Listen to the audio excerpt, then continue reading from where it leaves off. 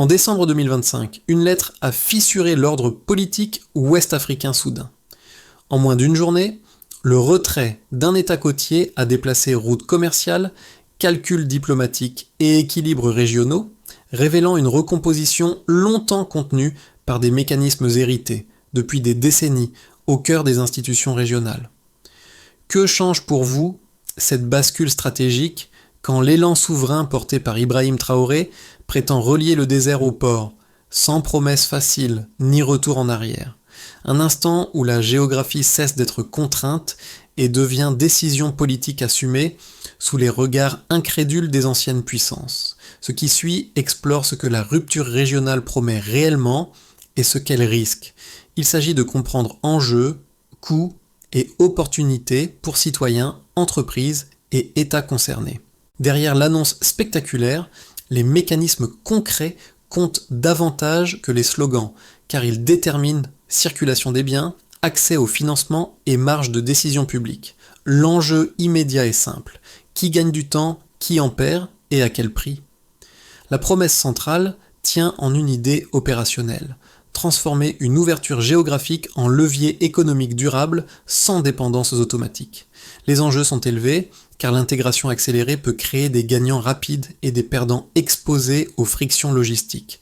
Les risques existent, rétorsion, coûts de transition, ajustements réglementaires, incertitudes sécuritaires. Les opportunités aussi. Raccourcir les chaînes, capter plus de valeur locale, coordonner des investissements ciblés, et l'on verra comment ces arbitrages s'alignent alors que le calendrier politique presse et que chaque décision laisse une trace mesurable. En gardant cela en tête, on peut entrer dans l'analyse factuelle qui suit. En moins de 48 heures, une décision administrative a produit un effet géopolitique mesurable.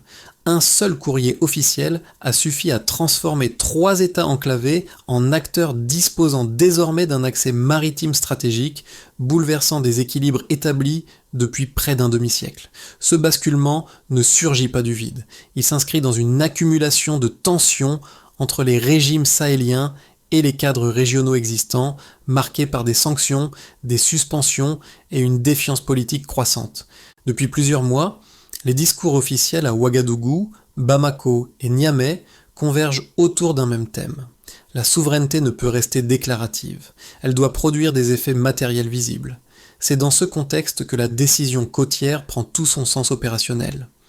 L'accès à l'Atlantique constitue le nœud central. Pour le Mali, le Niger et le Burkina Faso, il ne s'agit pas d'un symbole, mais d'une variable logistique déterminante.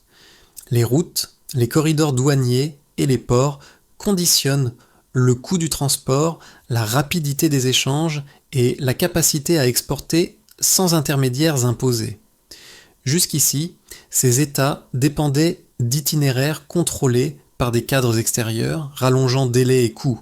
La rupture modifie cette équation.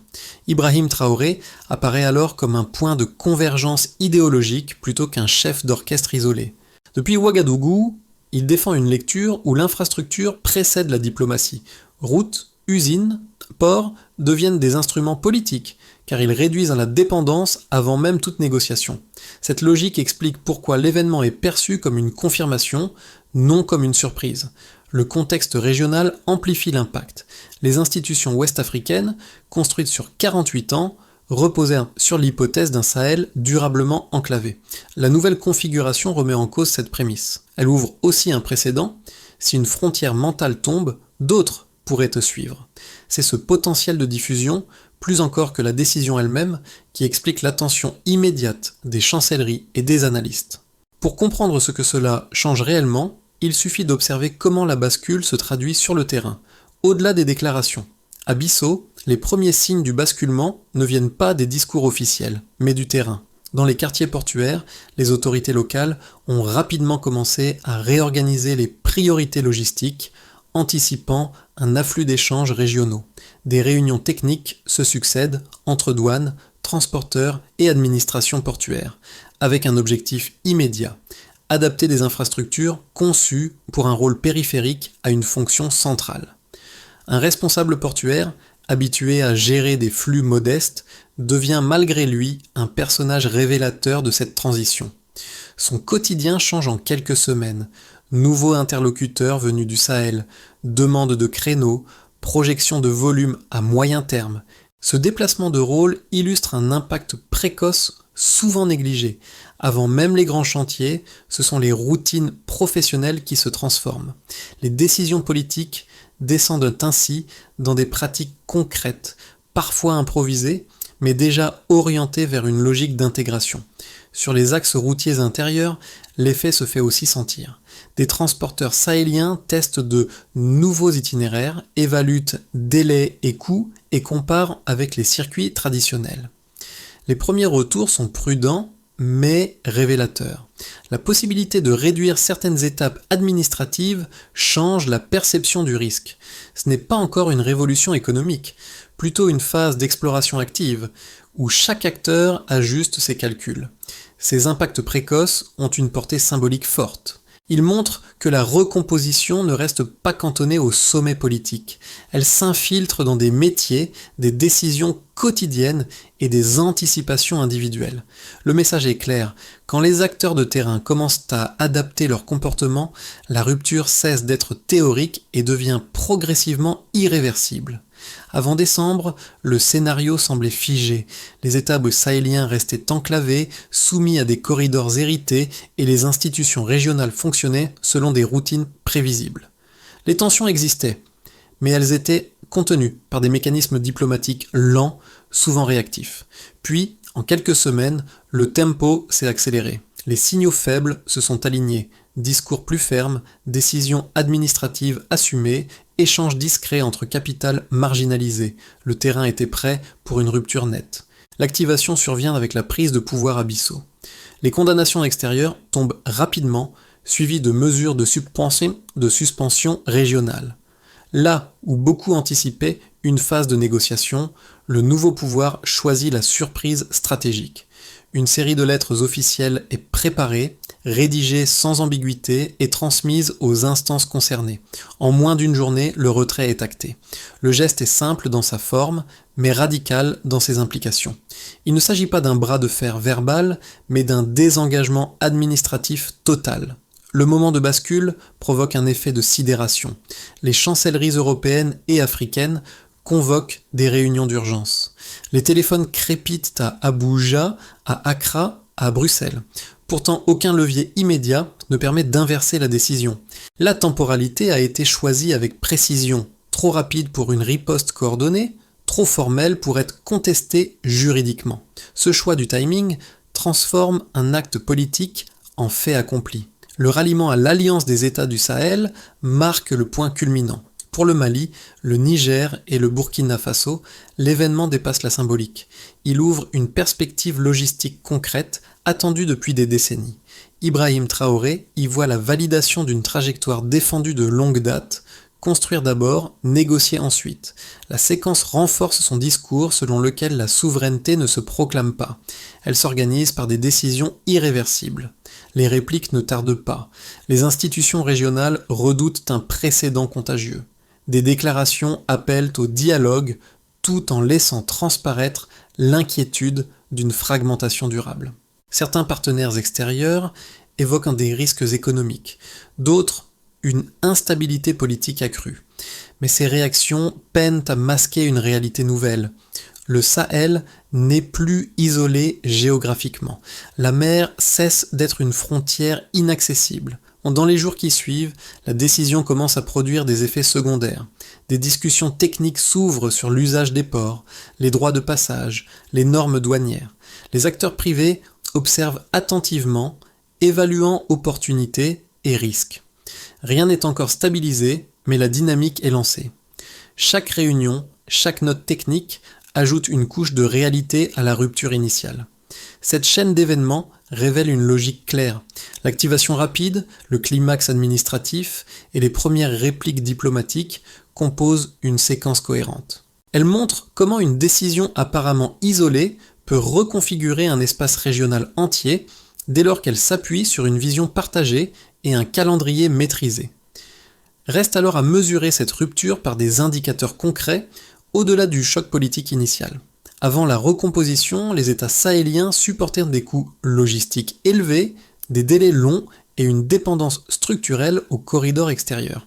Après la décision côtière, les indicateurs commencent à dessiner un delta clair, encore incomplet mais déjà observable.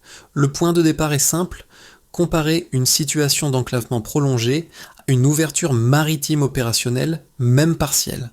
D'abord, l'infrastructure routière. Entre 2023 et 2025, plus de 5000 km de routes ont été construits au Burkina Faso sous l'impulsion du pouvoir en place. Ce volume représente près du double de ce qui était financé sur une décennie auparavant par des bailleurs extérieurs. La variation est significative. Elle traduit un changement de méthode, passant de projets fragmentés à une logique de maillage continu. L'effet mesuré est une réduction des temps de trajet intérieur et une meilleure continuité vers les frontières, condition préalable à tout corridor régional. Ensuite, l'accès portuaire. En Guinée-Bissau, le plan annoncé prévoit environ 380 km de routes côtières et la réhabilitation de 12 ports de pêche. Pris isolément, ces chiffres peuvent sembler modestes. Mis en relation avec les besoins sahéliens, ils deviennent stratégiques. Chaque port remis en service élargit la capacité d'absorption des flux futurs. L'écart ici se mesure en potentiel. D'une dépendance à des ports tiers, on passe à une possibilité de négociation directe des créneaux et des priorités. Enfin, la dépendance commerciale. En 2024, les pays de l'espace régional traditionnel ont dépensé environ 2,4 milliards de dollars en importations alimentaires.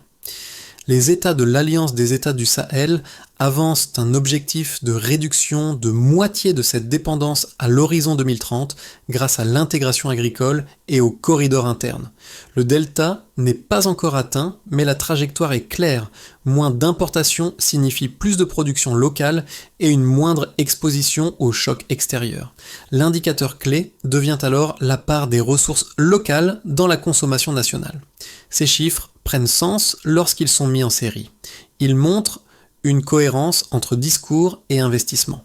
Ibrahim Traoré utilise d'ailleurs cette lecture comparative pour défendre une approche qu'il qualifie de souveraineté mesurable. L'idée est simple, évaluer la liberté politique non par des déclarations, mais par des kilomètres construits, des ports d'œufs opérationnels et des ratios d'importation en baisse. Chaque donnée devient un argument. Les critiques souligne néanmoins les limites. Une accélération des investissements peut créer des tensions budgétaires. Les institutions financières internationales évoquent des risques de surchauffe. Mais le contre-argument repose sur la comparaison dynamique. Avant, la dépendance était stable mais coûteuse. Après, le risque augmente à court terme, mais l'autonomie progresse. Le choix se situe donc entre un équilibre statique et un déséquilibre transitoire assumé. Enfin, un indicateur indirect mérite attention, la confiance. Bien qu'elle ne se mesure pas comme un kilomètre ou un dollar, elle se reflète dans la participation populaire au chantier et dans l'adhésion au projet d'autofinancement. Cette variable qualitative complète les chiffres bruts. Ensemble, ces preuves quantifiées dessinent un tableau où la rupture n'est pas seulement idéologique. Elle se lie dans des écarts concrets, observables et comparables dans le temps. Les critiques les plus solides du réalignement sahélien reposent sur deux arguments principaux. Le premier concerne le risque d'isolement économique. Selon cette lecture, sortir des cadres régionaux existants expose les États concernés à une contraction des investissements étrangers, à des barrières commerciales implicites et à une perte de crédibilité auprès des partenaires financiers. Les chiffres avancés rappellent que, pendant des années, une large part des exportations transitaient par des dispositifs régulés, offrant une prévisibilité appréciée des marchés. Rompre avec ces cadres pourrait donc renchérir les coûts et freiner la croissance à court terme. Le second argument porte sur la gouvernance politique. Une alliance entre régimes issus de ruptures institutionnelles inquiète certains observateurs africains et occidentaux. Ils redoutent une normalisation de solutions sécuritaires au détriment de processus civils, ainsi qu'un affaiblissement des contre-pouvoirs. Dans cette perspective, l'efficacité économique affichée ne compenserait pas un déficit de légitimité démocratique. À terme, cette fragilité pourrait alimenter instabilité et défiance, sapant les bénéfices attendus de l'intégration régionale. Ces critiques méritent d'être prises au sérieux car elles s'appuient sur des précédents historiques et des indicateurs connus. Toutefois, la réponse des partisans du modèle sahélien repose sur une comparaison factuelle. Sur le plan économique, ils soulignent que la prévisibilité offerte par les anciens cadres n'a pas empêché une dépendance structurelle durable. Les flux étaient stables, mais la valeur ajoutée locale restait faible. L'ouverture maritime vise précisément à modifier cette équation en raccourcissant les chaînes et en captant une part plus importante des revenus sur place. Sur la gouvernance, l'argument avancé est pragmatique. La stabilité ne se réduit pas à des procédures formelles, mais se mesure aussi à la capacité d'un État à fournir des biens publics essentiels. Routes praticables, emplois locaux et accès au marché constituent, dans cette optique, des sources de légitimité tangible. Les données sur l'augmentation des investissements locaux et des recettes issues des ressources naturelles sont mobilisées pour étayer cette position. Elles suggèrent une amélioration de la confiance interne, même en l'absence de cadre politique classique. La synthèse de ce débat met en lumière une tension centrale. D'un côté, un modèle fondé sur la conformité institutionnelle et la stabilité externe. De l'autre, une approche qui privilégie l'autonomie matérielle et l'adhésion populaire mesurée par des résultats visibles. La question n'est donc pas de savoir si le risque existe, mais quel type de risque chaque trajectoire accepte. Cette clarification prépare le terrain pour le point médian de l'analyse, où une révélation plus structurelle viendra redistribuer les cartes, et soudain, une évidence s'impose. Le Sahel touche désormais la mer. Cette formule résume le basculement, mais elle cache une transformation plus profonde. Le point médian n'est pas seulement l'accès maritime, c'est le changement de logique stratégique qu'il impose. Jusqu'ici, le Sahel pensait sa souveraineté en termes de résistance. Désormais, il la conçoit comme une capacité de projection. La différence est majeure. Résister consiste à limiter les contraintes, projeter revient à créer ses propres options. Ce révélateur redistribue les rôles. Les États sahéliens ne se définissent plus par ce qu'ils subissent, mais par ce qu'ils organisent. Routes, ports et corridors cessent d'être des infrastructures techniques pour devenir des outils de négociation. Dans cette nouvelle lecture, chaque kilomètre construit et chaque quai réhabilité déplace le centre de gravité régional. La géographie n'est plus un héritage figé, elle devient une variable politique modulable. Ibrahim Traoré incarne cette inflexion dans le discours. Il ne s'agit plus de dénoncer un ordre ancien, mais de rendre visible un ordre alternatif par des faits. L'ouverture maritime agit comme un accélérateur narratif, elle rend crédible ce qui paraissait théorique. Les partenaires, favorables ou critiques, doivent désormais réagir à une réalité opérationnelle, non à une intention. Ce point médian marque aussi une inversion du temps. Les États sahéliens n'attendent plus la validation extérieure pour agir. Ils avancent, puis observent les réactions. Cette séquence inverse les rapports classiques de dépendance et prépare des conséquences concrètes qui se manifesteront d'abord dans la vie économique et sociale des acteurs concernés. Pour les États, la conséquence la plus immédiate est stratégique. L'existence d'un corridor continu entre le Sahel et l'Atlantique modifie les calculs de sécurité et de souveraineté. Les administrations douanières sahéliennes, longtemps dépendantes de ports extérieurs, peuvent désormais négocier des conditions d'accès plus favorables. Les gouvernements évoquent des gains logistiques potentiels supérieurs à 20% sur certains flux liés à la réduction des intermédiaires et des délais. Cette marge redonne une capacité de planification budgétaire auparavant limitée. Pour les entreprises, l'impact est immédiat mais différencié. Les producteurs de matières premières, or, coton ou bétail, voient charmant s'ouvrir une option d'exportation directe. Cela ne supprime pas tous les coûts, mais change le rapport de force. Des coopératives locales commencent à se structurer pour mutualiser transport et stockage. À court terme, l'incertitude demeure. Mais à moyen terme, la possibilité de transformer une part des produits sur place devient crédible. Cette perspective attire des investissements régionaux plutôt que lointains. Pour les citoyens, les effets se perçoivent d'abord à travers l'emploi et les prix. Les chantiers routiers et portuaires mobilisent une main-d'œuvre locale, créant des revenus directs. Dans les zones connectées, la circulation plus fluide réduit certaines ruptures d'approvisionnement.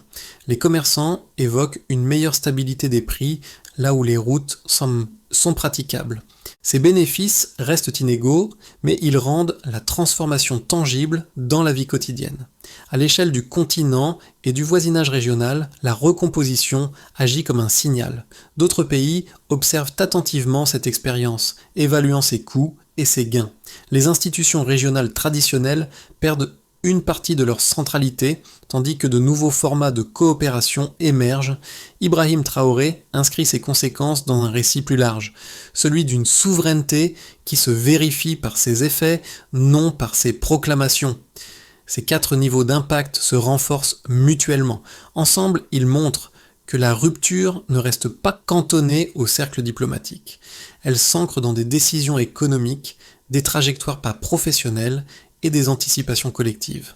Cette matérialité prépare l'analyse des futurs possibles, car une fois les effets enclenchés, le retour en arrière devient politiquement et socialement coûteux.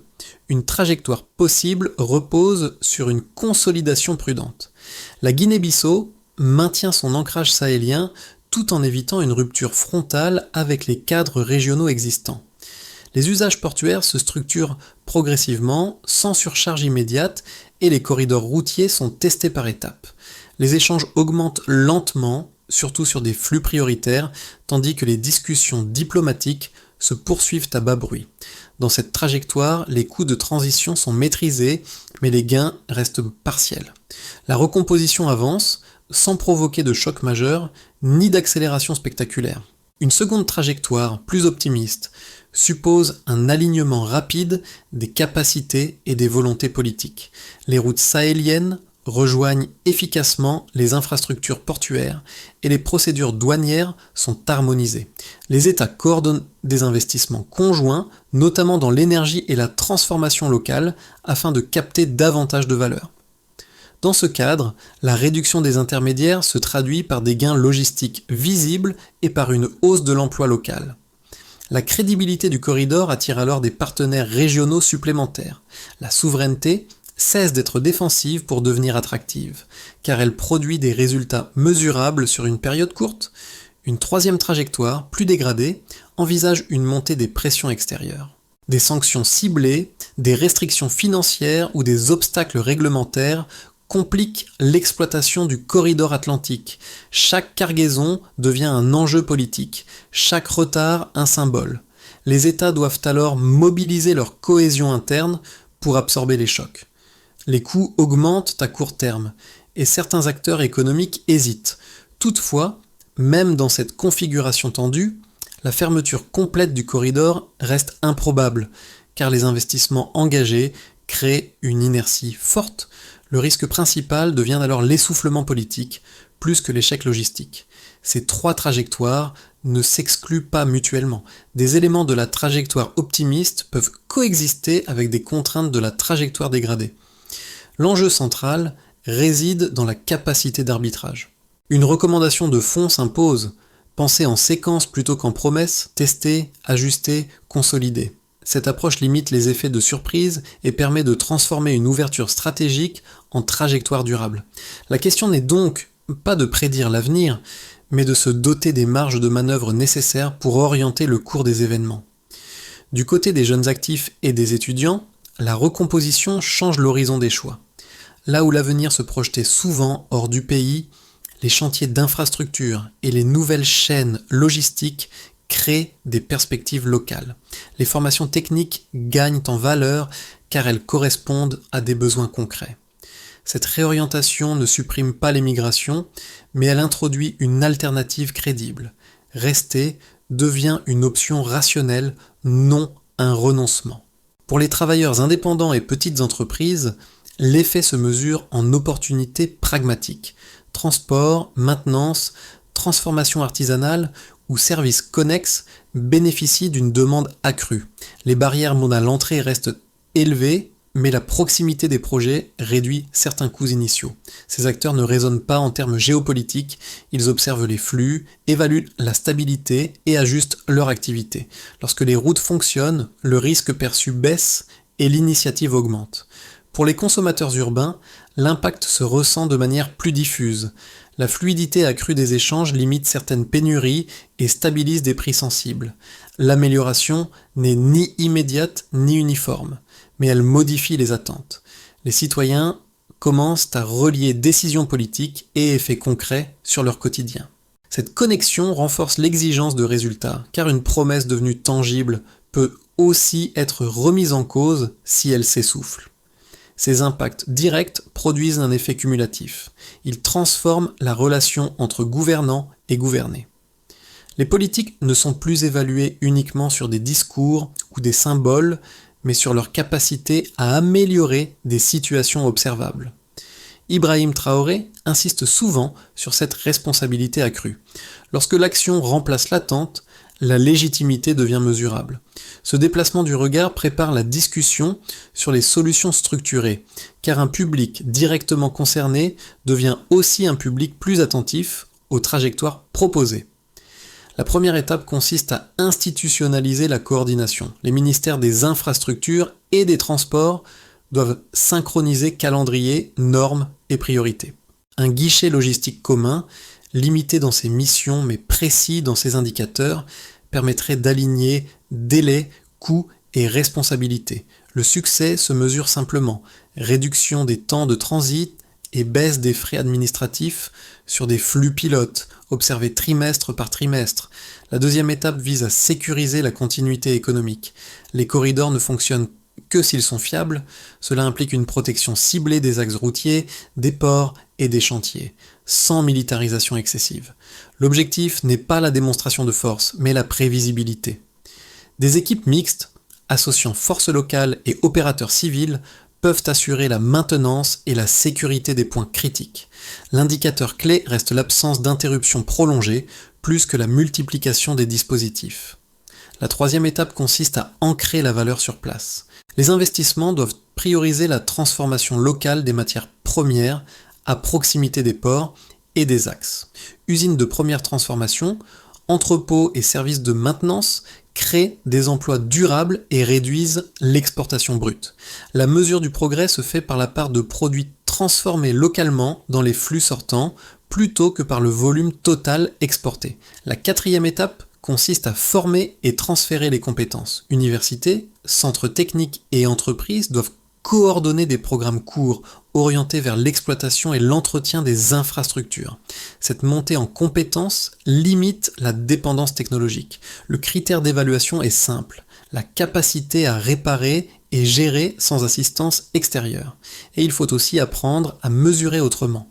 Au-delà du PIB, des indicateurs d'autonomie logistique et de résilience doivent guider les décisions. Ibrahim Traoré résume cette logique par une priorité claire. Bâtir d'abord, négocier ensuite. Cette feuille de route ne promet pas l'absence de risque, mais elle transforme l'incertitude en processus maîtrisable, étape après étape. Au crépuscule, sur un chantier côtier, le bruit des machines s'apaise. Le bitume, encore tiède, garde l'empreinte des pas comme une trace fraîche d'un choix collectif. Ce motif, déjà aperçu plus tôt, revient ici avec plus de poids. Ce n'est plus une promesse abstraite, mais une scène ordinaire chargée de sens. La route rejoint la mer, et avec elle, une continuité longtemps refusée.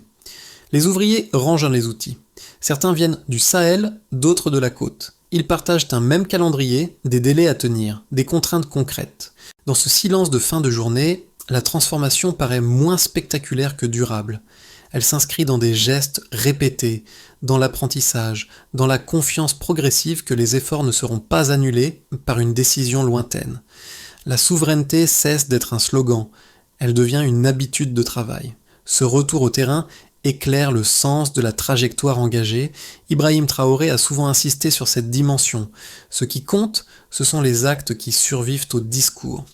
Ici, la route n'est pas seulement un axe logistique, elle est un lien entre des espaces autrefois séparés mentalement autant que géographiquement. Une phrase s'impose, simple et sans emphase. Celui qui construit ne dépend plus. Elle résume l'enjeu sans triomphalisme. Le récit s'achève là où il a commencé, dans la matière, laissant au lecteur une image concrète plutôt qu'une conclusion fermée. Cette recomposition ne se limite pas à une région ni à une période. Elle interroge une idée plus large. Comment des sociétés transforment des contraintes anciennes en choix collectifs durables. Routes, ports et corridors ne sont pas seulement des infrastructures, ils deviennent des symboles concrets d'une capacité à décider et à assumer les conséquences. À ce titre, l'expérience observée dépasse le cadre sahélien et rejoint une question universelle de gouvernance et d'autonomie. Pour les observateurs, l'enjeu n'est pas d'adhérer ou de rejeter un modèle, mais d'en suivre les effets avec rigueur. Quels indicateurs retiennent l'attention ? Quels ajustements sont possibles sans renier l'objectif initial ? Le débat gagne à rester ouvert, informé et comparatif, plutôt que figé dans des positions idéologiques. C'est dans cette zone grise entre enthousiasme et prudence que se forgent les trajectoires solides. Ibrahim Traoré invite souvent à juger les choix à l'aune de leurs résultats tangibles. Cette invitation peut être partagée par tous, au-delà des frontières. Observer, questionner, confronter les données et les vécus permet de comprendre si une souveraineté en construction devient une souveraineté vécue. Alors, à votre tour, quels signes concrets vous convainquent qu'un changement est durable et lesquels exigent encore d'être éprouvés par le temps ?